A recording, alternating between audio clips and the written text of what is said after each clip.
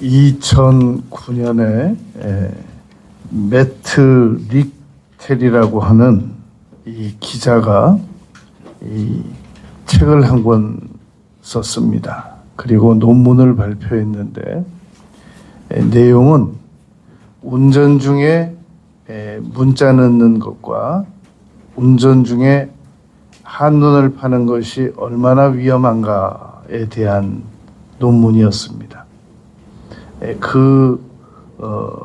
이 기고로 퓰리처상을 수상한 그 사례가 있습니다.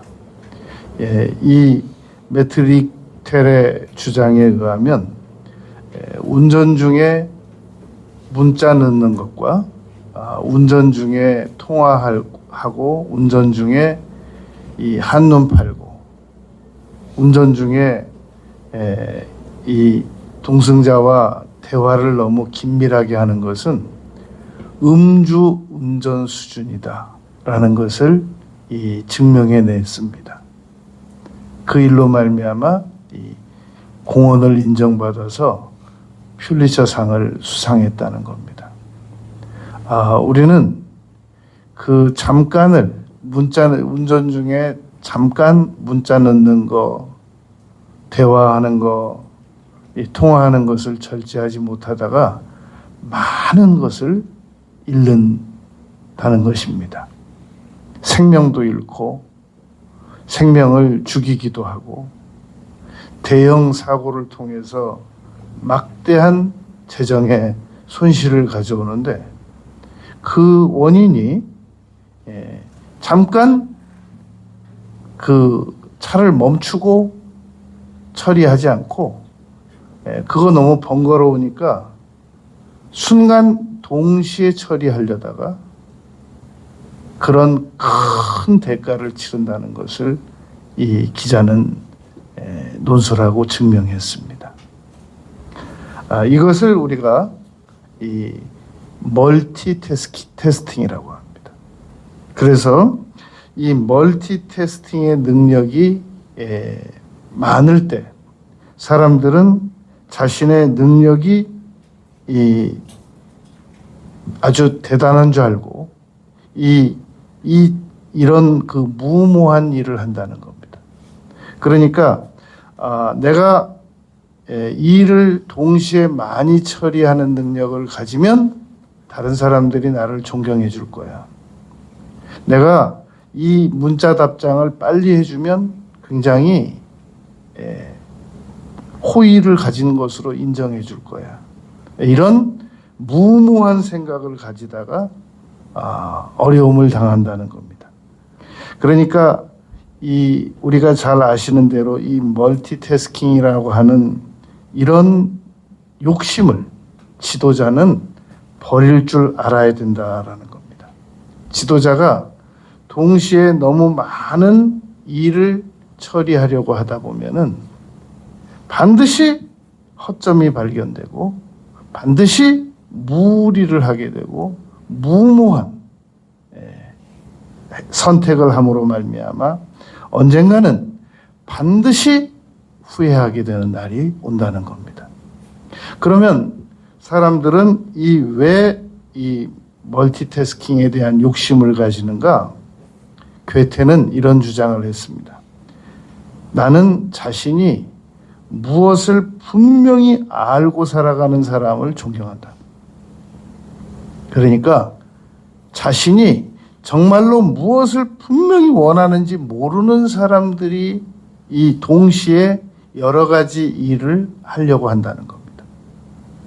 그러므로 우리는 분명한 남은 생애 동안 분명한 목표를 설정하고 살아갈 수 있어야 하겠습니다. 거기에 집중하면서 살아갈 수 있어야 하겠습니다. 문제는 목표를 어떻게 설정하느냐는 겁니다. 성경은 너무나 많은 자료를 제공하고 있는데 우리는 오늘 이 7가지로 축약을 시켜서 내가 남은 생에 어떻게 분명한 목표를 설정하고 살아갈 수 있는가, 이것을 정리해 보려고 합니다.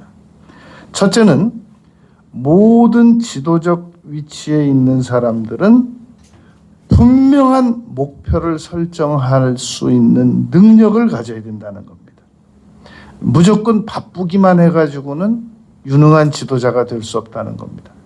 무조건 바쁜 건 제가 등산하다 보면 개미들 치고 안 바쁜 개미를 본 적이 없습니다. 수십 년 전에 본 개미나 최근에 본 개미나 아무튼 가만히 멈춰 서 있는 개미는 본 적이 없습니다. 얼마나 바쁜지. 그러니까 바쁜 것은 만물의 영장인 사람만 바쁘고 지도자만 바쁜 게 아니라 인류는 다 바쁩니다. 그게 죄 짓는 일에 바쁘든 자기 취미생활 하는데 바쁘든 게으른 쪽으로 바쁘든 여하튼 바쁘단 말입니다. 그러므로 지도자는 지도적인 위치에 있는 사람들은 내가 분명히 해야 될 일에 집중해서 바쁠 줄 아는 능력이 있어야 된다는 겁니다. 바울 사도께서 막 수십 가지로 일을 바쁘게 행해서 훌륭한 사도로 우리에게 기억이 되는 것 같지만 빌립보서 3장 12절 13절 말씀 보면 오직 한 가지 푯대를 향한다. 그 푯대를 잡으려고 나는 뒤에 것은 잊어버리고 뒤에 것도 다 잊어버리고 앞을 향하여 푯대를 향하여 나아간다 라고 분명히 말했단 말입니다. 그러니까 우리는 유능한 지도자가 되기 위해서 자꾸 일을 늘리려고 하지 말고 한 가지로 줄여낼 수 있을 때 우리가 유능한 사람이 될 수 있다는 겁니다. 수영 8관왕 펠프스라고 하는 친구는 이 지능 인지 장애가 있답니다.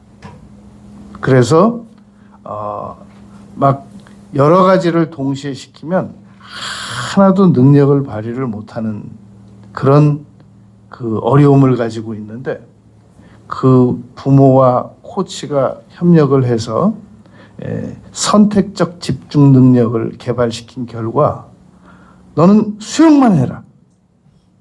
그래가지고 수영으로 올림픽에서 8관왕을 했다는 겁니다.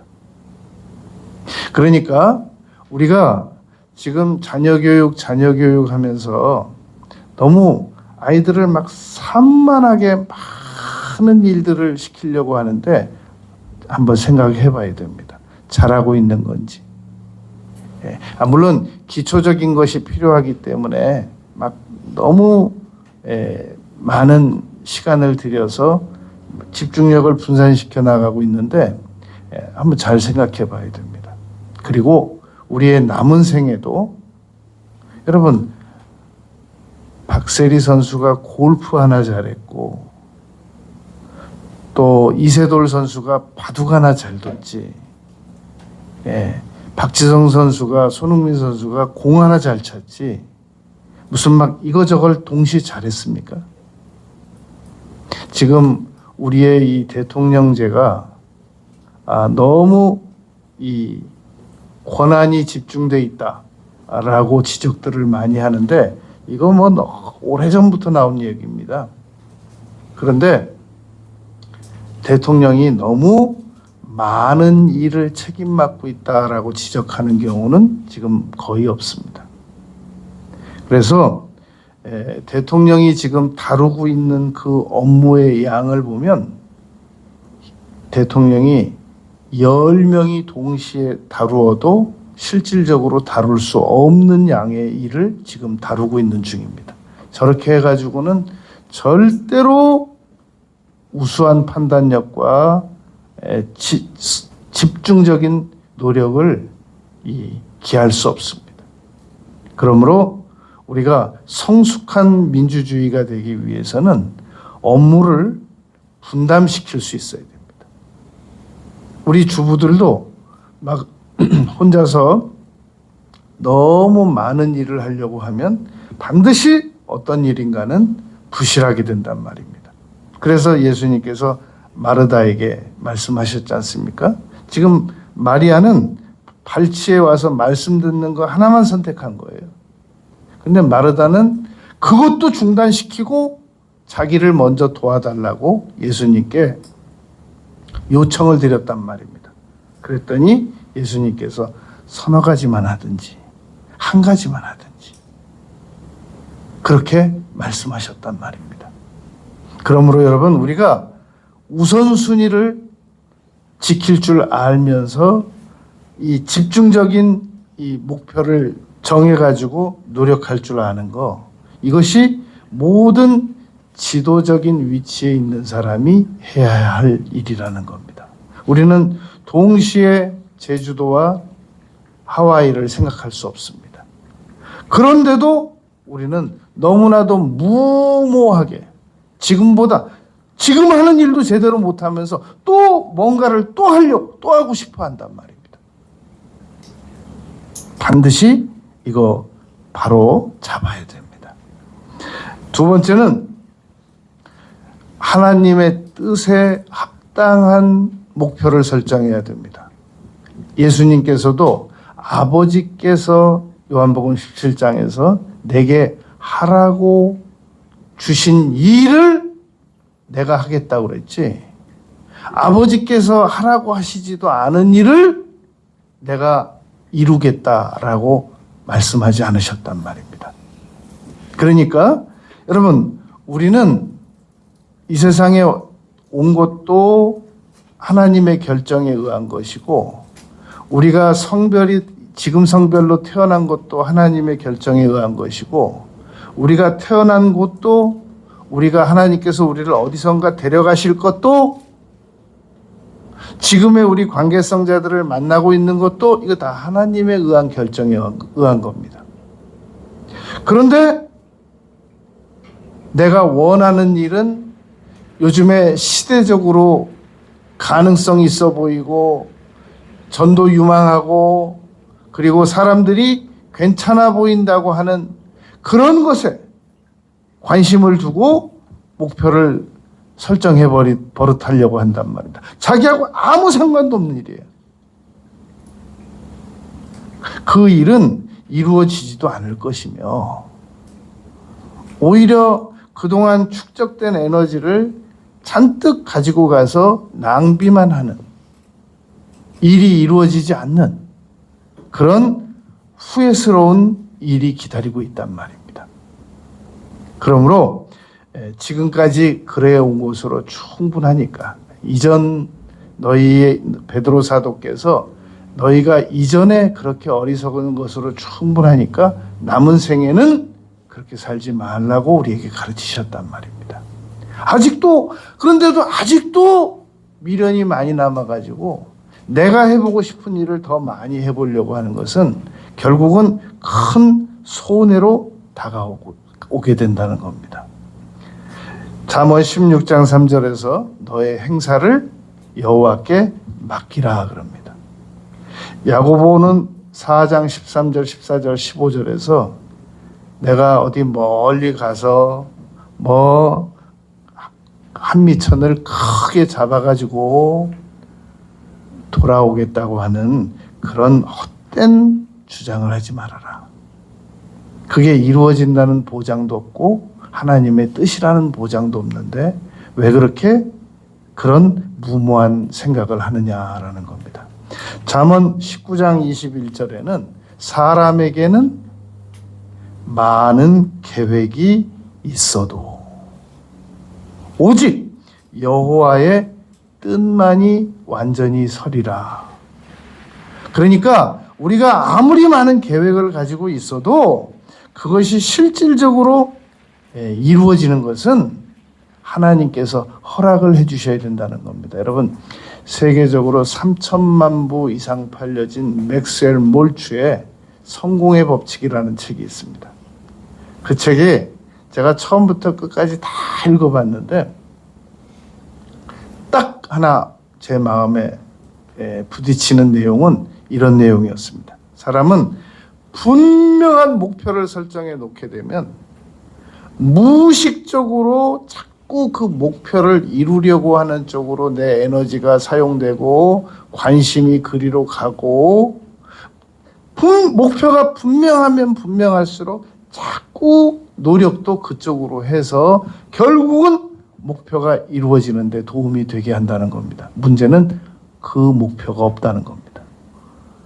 그러므로 지도적인 위치에 있는 사람들은 그 자꾸 귀인이 나타나가지고 나를 도와주지 않을까, 무슨 새로운 길이 열리지 않을까, 태어나서 한 번도 안 해본 일을. 얼마나 어리석어요. 태어나서 한 번도 안 해본 일을 곧 다가오지 않을까, 나에게. 놀라운 일이. 여러분, 한 번도 태어나서 안 해본 놀라운 일이 만약에 다가오면 그거 준비하는데 다시 한 30년 걸려요. 도대체 어떤 일이 다가오기를 바라느냐 말입니다. 왜 이렇게 어리석냔 말이죠. 이 조영기 목사님께서 하루는 한 권사님이 상담을 오셨더랍니다. 그래가지고 두 분이 돌아가신 거예요, 갑자기. 그러니까 목사님께서 이렇게 상담을 해주셨다고 그래요. 권사님 뭐 할 줄 아세요? 저는 목사님 밥할 줄 아는 거 하나밖에 없죠. 그러면 밥집을 내세요. 그래서 밥집을 내는데 다른 사람보다 조금 많이 주세요. 그분이 여의도 그 대교 건너가면 마포에 큰 식당 운영하는 권사님입니다. 여러분, 내 은사에 맞는 일을 해야지 전혀 나하고 아무 은사와 상관도 없는 일을 이제 배워서 하겠다는 거예요. 내 은사에 맞는 일을 지금부터 배워서 해도 늦을 텐데 나의 은사와 아무 상관도 없는 일을 이제부터 다가왔으면 좋겠다는 거예요. 그 관심사는 우리가 높이 인정해 줄 만한데 그 노력에 대한 성과와 결과는 결코 장담할 수 없습니다. 그러므로 항상 남은 생애를 우리가 살아나갈 때 분명한 목표를 설정하는데 나는 목표를 설정할 만한 위치에 있지 않아 라고 생각하면 그 사람은 지도적인 위치에 있지 않단 말입니다. 지도적인 위치에 있는 사람들은 반드시 목표를 설정할 수 있어야 된단 말입니다. 지도적인 위치에 있지 않는 있는 사람들이 목표를 설정 안 하게 되면 잠언 29장 8절 말씀 같은 경우가 생깁니다. 방자하게 행한다는 거예요. 그래서 해야 될 일이 얼마나 많은데도 퇴근하면 술 먼저 마시고 해야 될 일이 얼마나 많은데도 아침에는 지각하고 그리고 일 몇 건 처리하면 하루 가버리고 그런 사람에게 아주 중차대한 일을 맡겨두면 그 국가, 그 단체, 그 가정, 그 부서 그거는 뭐 불 보듯이 뻔해요. 곧 문제가 지금 당장 문제가 안 생겨도 곧 문제가 생기게 된단 말입니다.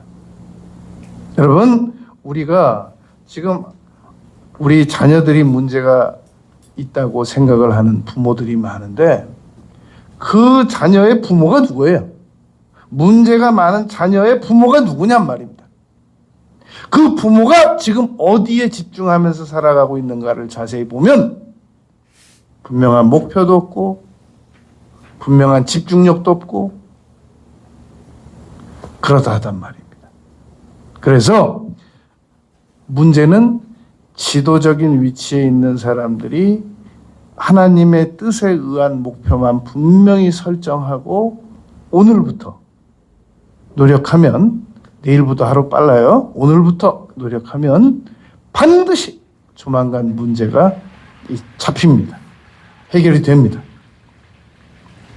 우린 자꾸 하나님께서 지금 사는 건 내 방식대로 계속 살면서 하나님께서 지금 우리에게 응답을 안 해주셔서 복을 안 부어주셔서 지금 우리가 지금보다 더 잘 못 살 거라고 생각하고 있단 말이에요.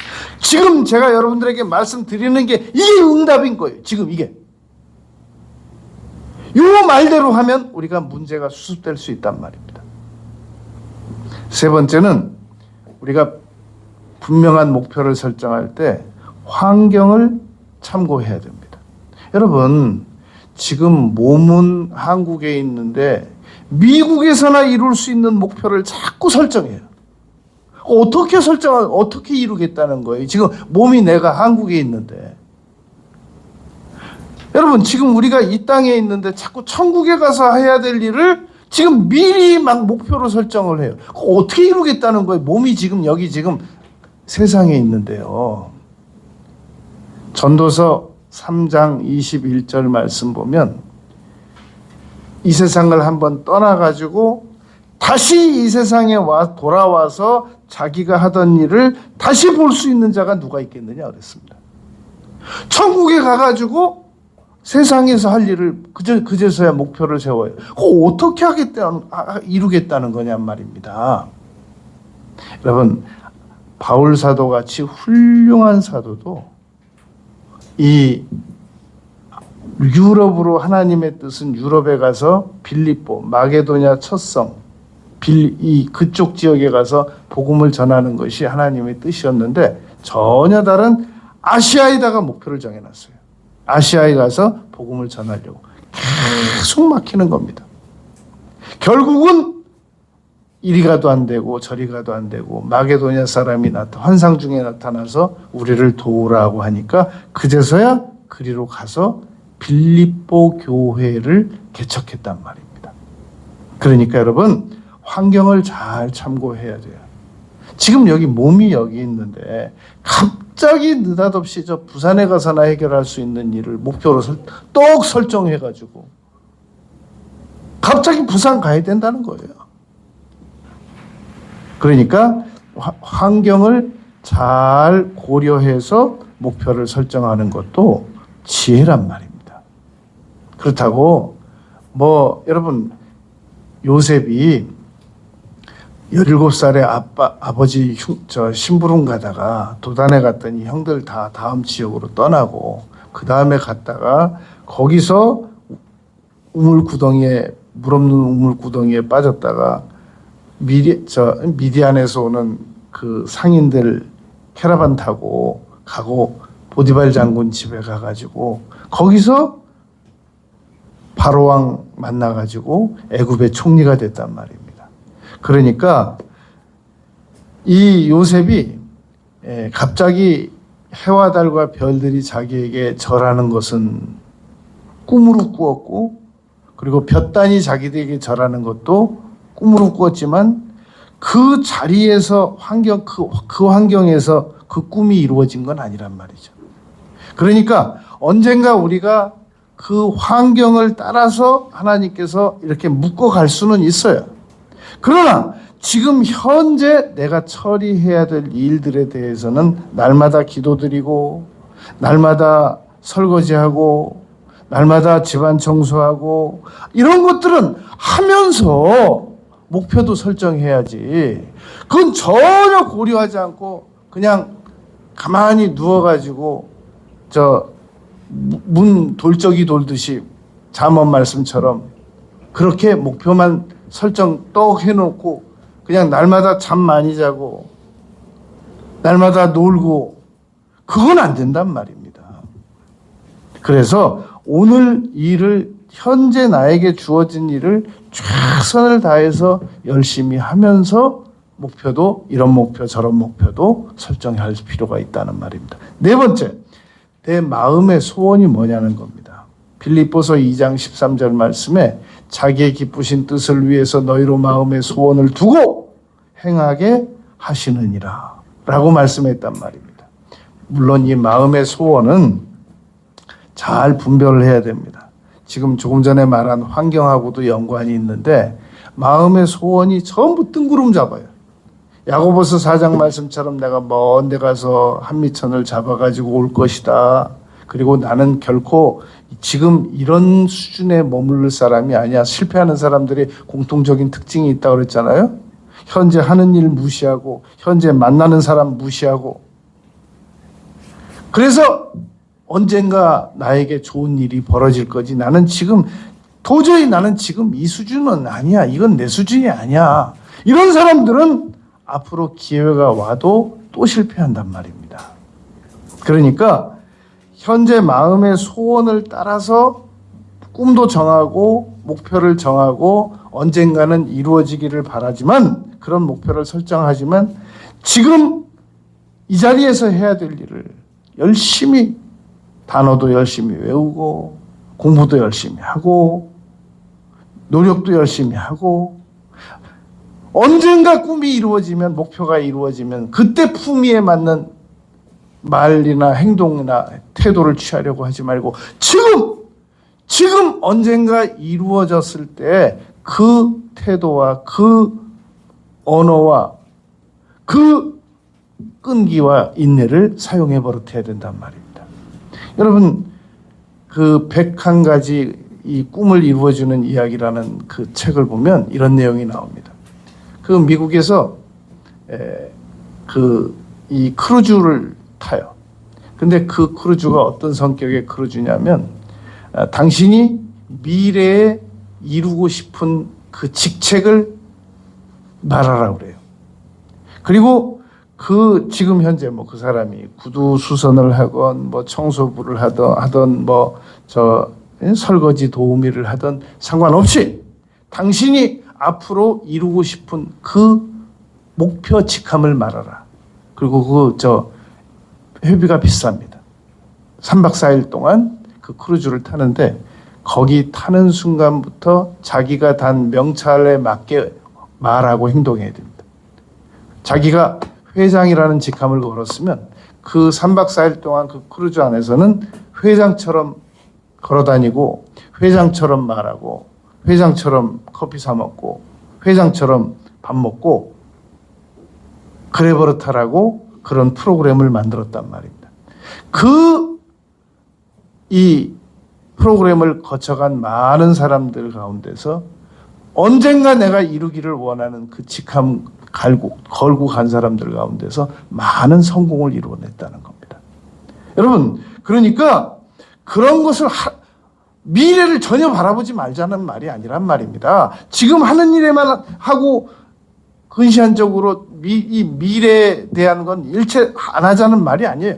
꿈을 가지고 목표를 가지는 건 좋은데 지금 현재 내가 해야 될 일을 열심히 그 크루즈 타려면 그 크루즈 탈 수 있는 돈을 마련해야 될 거 아니에요. 회비를 마련해야 될 거 아닙니까? 그러니까 그거 열심히 벌면서 그런 목표를 정하고 이루어 나가자는 겁니다. 5번째, 목표를 우리가 설정할 때 어떤 목표든지 목표를 정하면 그것을 세분화시켜야 된다는 겁니다. 10등분도 좋고 5등분도 좋고 목표만 덩그러니 세워놓고 그리고 아무 노력도 안 해요. 목표는 여러분 구체적이어야 되고 측정이 가능해야 되고 달성 가능해야 되고 현실적이어야 되고 마감 날짜가 특별히 가능해야 된다고 하지 않습니까? 그러나 이런 것은 아니죠. 나는 10년 안에 대학교 총장이 될 겁니다. 자네 나이가 몇 살인가? 20살입니다. 자네 지금 학력이 뭔가? 저 지금 대학교 이제 들어갈 겁니다. 그럼 여러분 이제 20살 먹어가지고 대학교 이제 들어가면 4년 졸업하고 총장 되려고 그러면 석사도 있어야 되고 박사도 있어야 되고 유학 경력도 있어야 되는데 이게 어떻게 10년 안에 이루어질 수 있어요? 이런 목표는 잘못된 목표라는 겁니다. 그러니까 목표를 세분화시켜서 내가 이것을 현실적으로 달성할 수 있는 그런 이 목표를 설정하면서 계속해서 이 체킹을 해가면서 내가 지금 이거 얼마만큼 달성됐는가. 근데 목표만 덩그러니 정해놓고 아무 노력도 안 해요. 다이어트에 실패하는 사람들이 많은 사람들이 그냥 몇 킬로 그것만 딱 정해놓고 아무 노력도 안 해요. 그러니까 30년 전에 정해놨던 목표가 여전히 아무것도 이루어지지 않고 있단 말입니다. 그래서 우리가 목표를 설정할 때는 반드시 목표에 세분화가 있어야 된다라는 겁니다. 여섯 번째는 목표를 설정할 때 반드시 시행착오가 다가온다는 겁니다. 반드시 장애물이 다가온다는 겁니다. 여러분, 이런 말이 있습니다. 모든 성공한 프로젝트는 중간에 평가를 해보면 이건 확실하게 실패다 라는 생각이 든다는 겁니다. 거의 모든 프로그램은, 모든 성공한 프로젝트는 시작이나 중간이나 딱 평가해 보면 이거 틀렸는데, 안 될 것 같은데, 이건 다음번에 어떻게 다시 해봐야지, 안 될 것 같은데, 반드시 이런 과정이 다가오게 된다는 겁니다. 그러므로 여러분, 우리가 지금 인생 살아가고 있는데 내 인생은 안 된 것 같아. 그래서 많은 사람들이, 불신자들이 그런 말 하잖아요. 이번 생에는 안 된 것 같다고. 다음 생에 어떻게 해보겠다고. 그런데 모든 성공한 프로젝트가 중간에 그런 생각이 든단 말입니다. 그러니까 우리가 지금 아무래도 내 인생은 여기가 끝인 것 같아. 더 이상은 희망이 없는 것 같아. 정상적인 생각이란 말입니다. 목표 한 건 한 건을 설정해 놔도 이거 타이밍이 안 맞은 것 같아. 괜히 내가 이거 잘못한 것 같아. 라는 생각이 반드시 든단 말입니다. 그러나 그것을 극복하고 이겨낼 수 있어야 한단 말입니다. 여러분, 하박국 선지자께서는 2장 3절에서 이렇게 말씀하셨습니다. 비록 더딜지라도 기다리라. 여러분, 하박국 선지자가 도대체 하나님 어떻게 이럴 수가 있습니까? 요나 선지자는 아주 품위 없이 하나님께 저항을 했다면 하박국 선지자는 그래도 예의를 잘 갖춰서 하나님께 반문을 드리고 저항을 했단 말입니다. 그랬더니 하나님께서 비록 더딜지라도 기다리라 라고 말씀하셨고 그대로 이루어졌단 말입니다. 여러분, 아브라함이 갈대아 우르에서 떠날 때 75세 때 나는 너에게 분명히 자녀도 줄 거고 명예도 줄 거고 하늘의 별과 같이 자손도 줄 거고 너의 종 엘리에셀은 너의 후사가 아니고 네가 지금 데리고 있는 13살 먹은 이스마엘 절대로 너의 후사가 아니고 나는 너에게 분명히 자녀를 줄 것이다 라고 말씀하셨는데 아브라함은 10년 기다려보고 더 이상 틀렸어. 이거는 불가능해 라고 결정하고 그리고 아브라함 99세 사라 89세 때도 저항했습니다. 이스마엘은 잘 되길 바랍니다.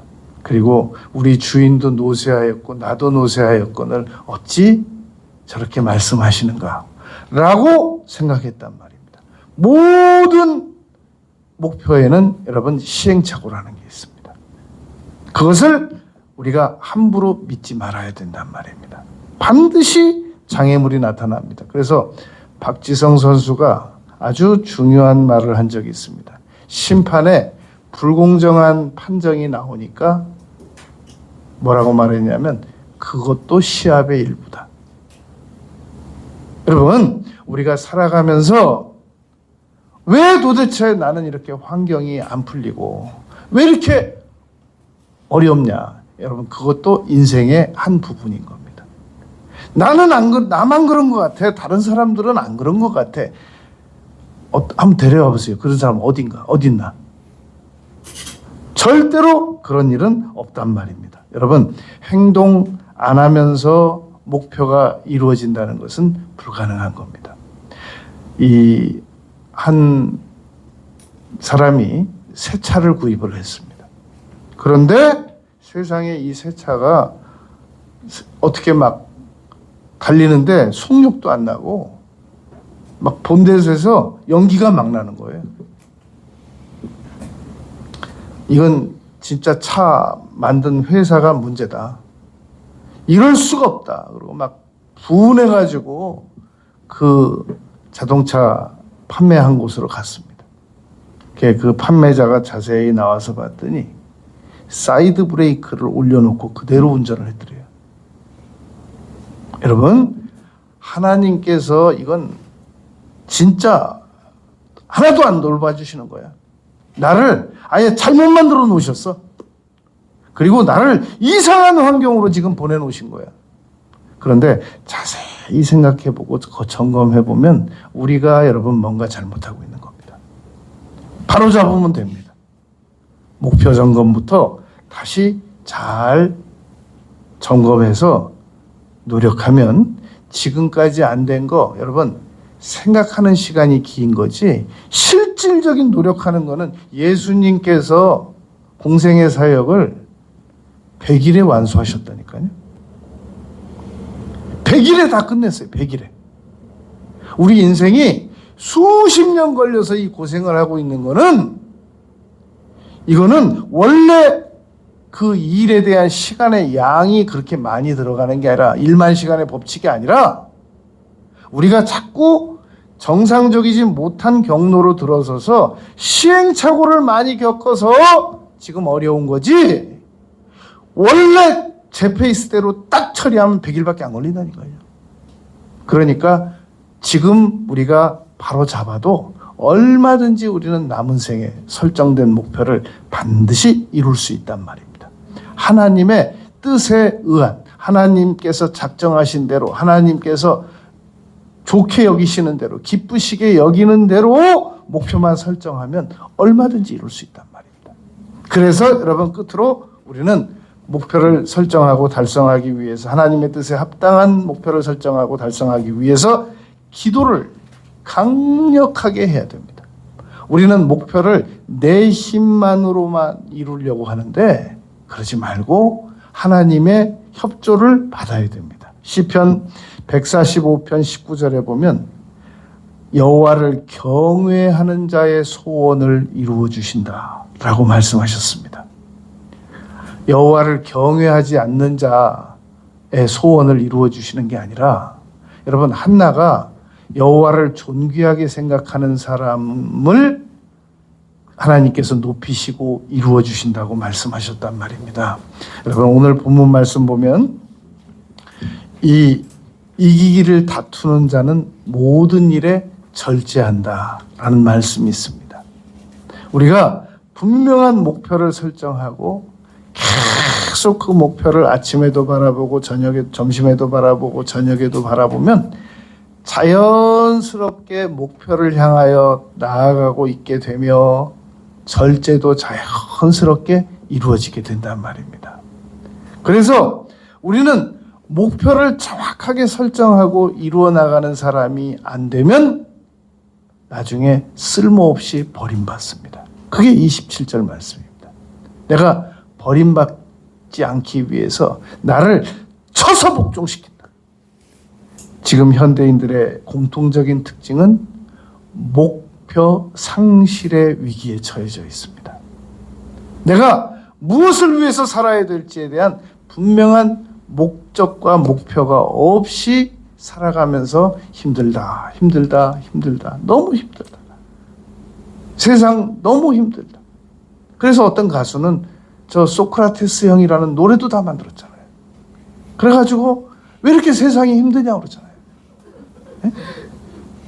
그러니까 그건 우리가 잘못된 방식을 선택해서 그런 겁니다.